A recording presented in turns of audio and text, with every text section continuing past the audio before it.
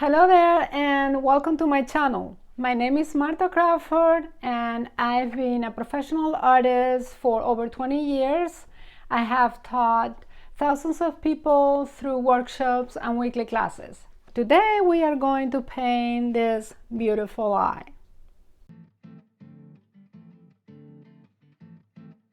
There are many videos on YouTube that shows you how to paint an eye.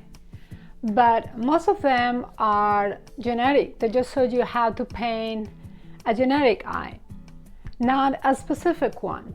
So today we're gonna paint one specific eye and I'm going to break it down so you can apply it to your next painting. Here are all the materials I'm going to be using.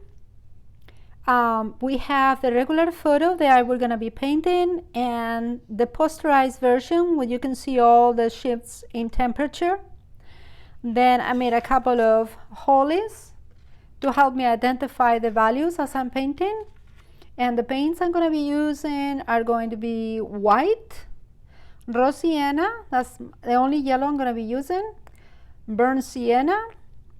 This is permanent red right here, and this is raw sienna and raw sienna and a little bit of permanent red combined to make an orange. This is alizarin crimson. This is alizarin crimson and a little bit of ultramarine blue that would make my purple. This is ultramarine blue. This is ultramarine blue and raw sienna to make my green. And this is ivory black right here. And the brushes I'm going to be using are going to be all of them basically filberts, except for one nice round brush for details and two comb brushes in different sizes. These are rosemary brushes and you can see that they are frayed like this, and these are going to be to spread the color around. All right, I have the palette set up and you can see my white. I had mixed a little bit of raw sienna in the white to make it warmer. And then these are just the tints, basically the colors that I have right here mixed with a little white, and this will really help me to see the colors here much better. And this is my grayscale. This is my black, and I made 1, 2, 3, 4, 5, 6. I figured 6 different gray values is more than enough to get me through it. I have made all the mixtures I'm going to be using right here, and then I realized that to make the color of her eyes, that they're very green, I needed viridian. I couldn't do it with ultramarine blue, so I added viridian to my palette. Then I mix a little bit of white with it to make another tint, and that way I was able to get some of the greens from her eyes. So this is just ready for us to paint. I'm going to do it on a 5x7 small little canvas panel that I already had tinted, but you could do it with just regular white. First thing I do is I covered the canvas with burnt sienna, and the reason why I do that is because the eye socket is pretty dark. I continue making the drawing by putting the eyebrow in, and the reason why I start with the eyebrow is because the eyebrow frames the eye.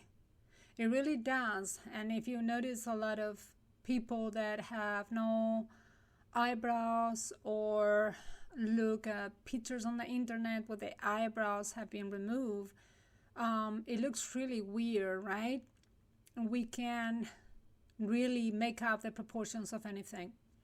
So I continue with the eyelid and then the eye, and I measure as much as I can. Obviously I'm speeding up this video because otherwise this video will be too long, but I continue to measure, and very slowly I realize that the shape is not accurate at first. You can see I use a little cotton swab to erase some of the lines. So the most important thing is I put the eye in as good as I can, and then I trust the process. I trust that the more marks I make, the more accuracy would be in the drawing.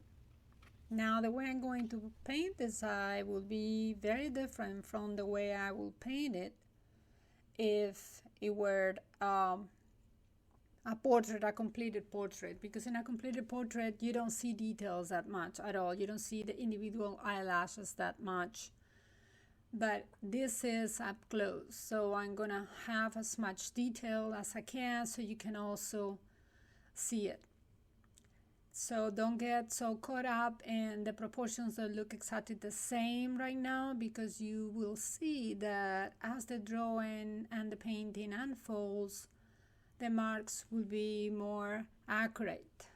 It's important to notice that both the iris and the pupil are going to be completely round because they are spheres. So if it helps you when you draw an eye, draw the iris first like a complete bowl and then cover it with the eyelid and the eyelashes at the top. Because if you don't draw it exactly round, it doesn't matter how beautiful the eye is painted, it's never going to look right. And the same thing will happen with the pupil.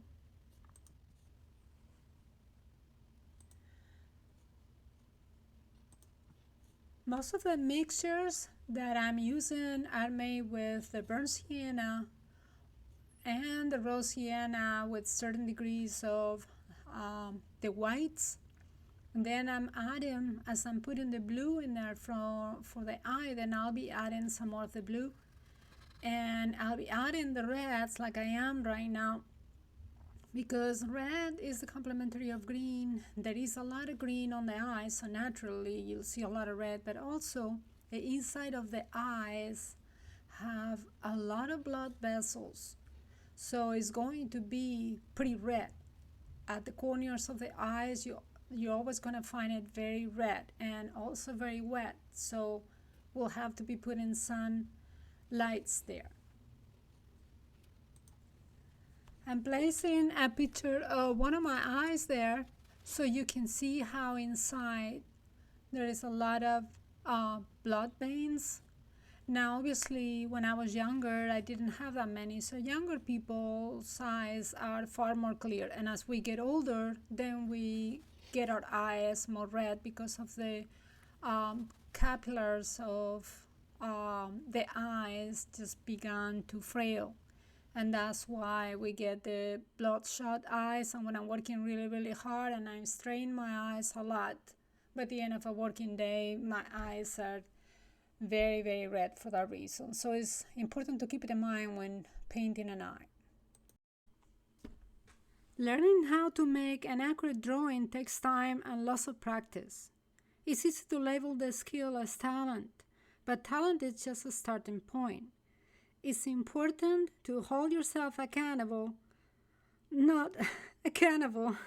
Jeez, what kind of advice I'm giving you? No, not hold yourself accountable. I meant accountable. It's important to hold yourself accountable to practice everything you learn as often as you can. Notice that as I'm painting, I'm not blending at all. I'm just painting, putting the colors in there and the mixtures in there, and I am leaving them. And I try very hard to save the blending for the end, because that way the colors don't run into each other and become a mush, and they had a little bit of time to settle. And also that will prevent you from trying to put too many details at first, because it's almost impossible to start putting details in there until everything is being blended somewhat. So I'm just applying the colors and the mixtures as I see them individually, and I'm looking a lot at the posterized photo for that, which is usually what I do. I look at the posterized photo to apply the colors and the mixtures, and then I look at the regular photo when I start to blend. But in this one I'm looking at the regular photo too, because the colors are more clear and I don't want to be too dark, and also so I can be a little bit faster. I'm putting a photo in here of a female eye from the planes of the head of the sculpture, because that way you can see how clearly the eyes have the darkest part of the eyes are where the eyelashes are at the top. And then when it meets the eyelid, that catches the light. And that's why it's always light. And then it becomes dark again right below the eyebrow. So when you have that in mind, if you're drawing an eye, you will be able to draw it a lot more accurate. I changed the position of the painting to the easel because it was very difficult for me to do it standing up again on the table. I didn't see the proportions right, and I needed to be completely parallel. My eyes need to be completely parallel to the painting, and that's why you're seeing a different angle now. Now, I don't know if you noticed, you probably have, but I have changed the highlights and the shape considerably, because the highlights that they were in the photo, they were very fuzzy and they didn't look real. So I added them to the position of 10-10, which is the most pleasant. If she were to be looking at you straight up front, or looking at you at your face, then that's how she would look like.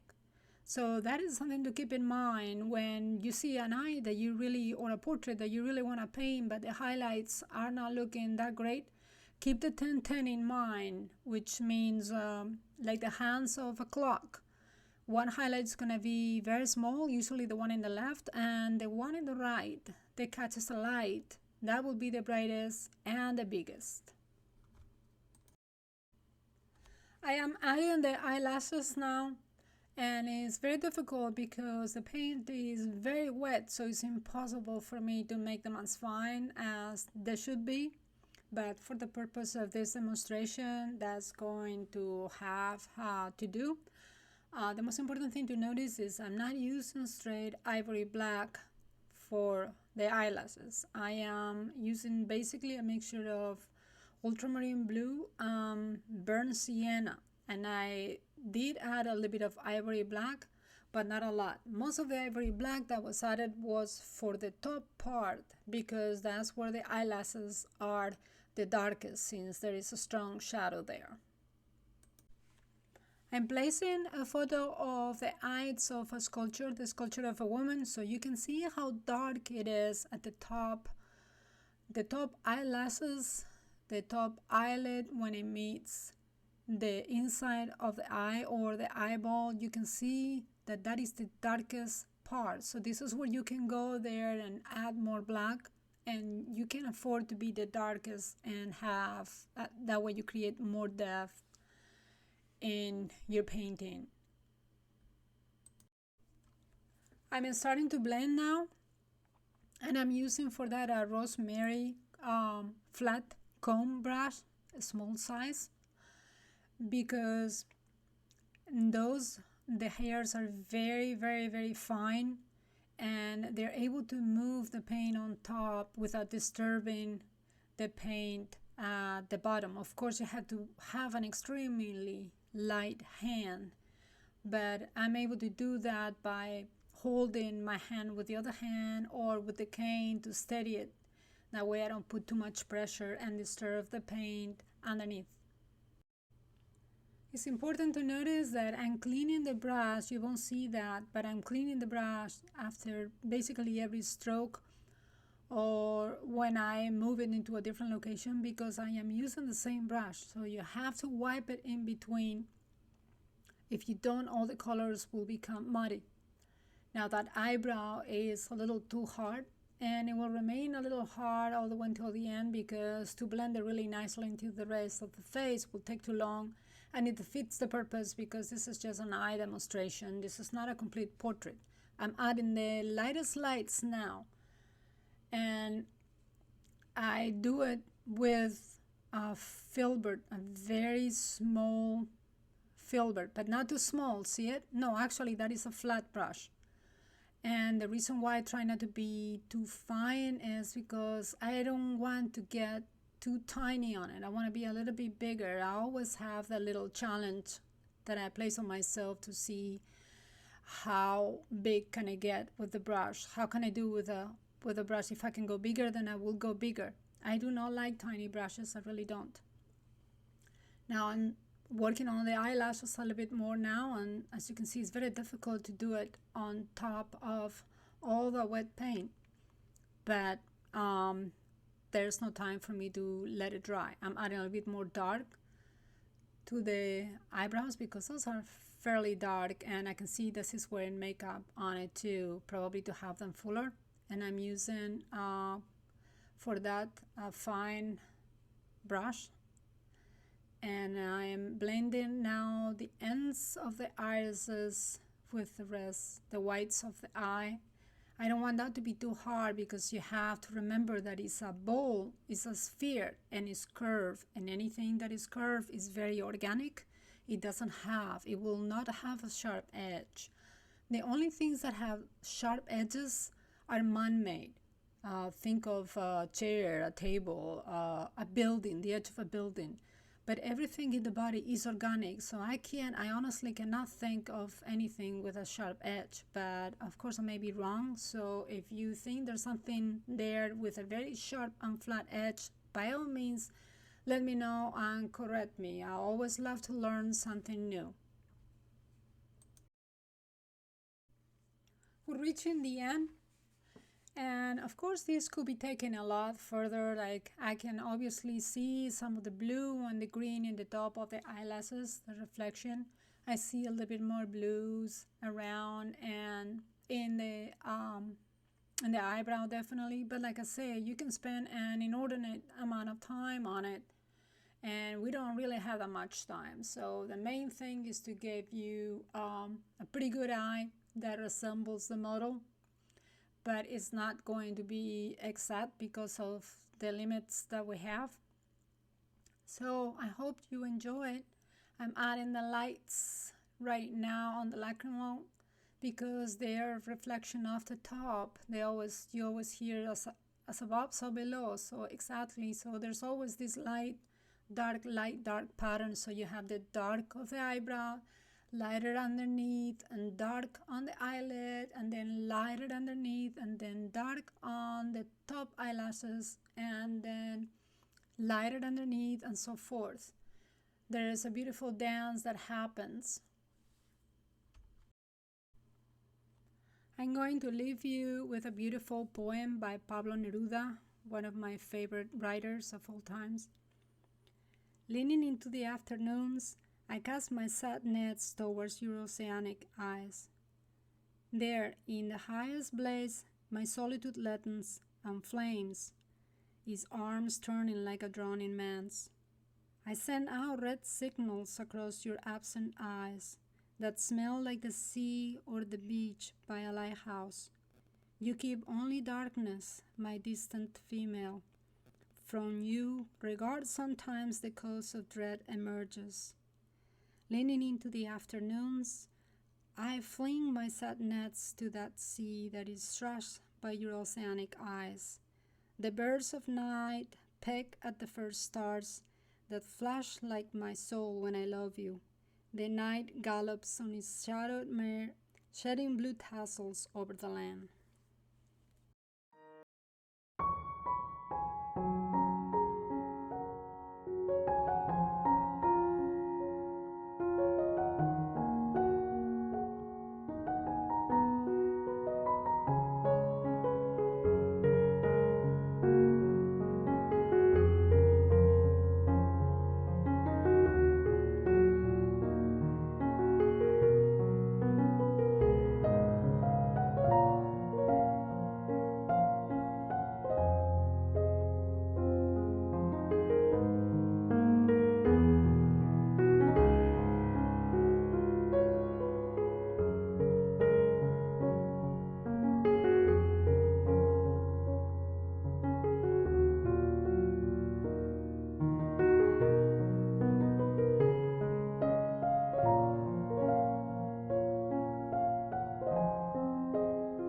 Well, now that you've learned how to paint an eye, there is one more tool that will help you identify colors and paint much easier.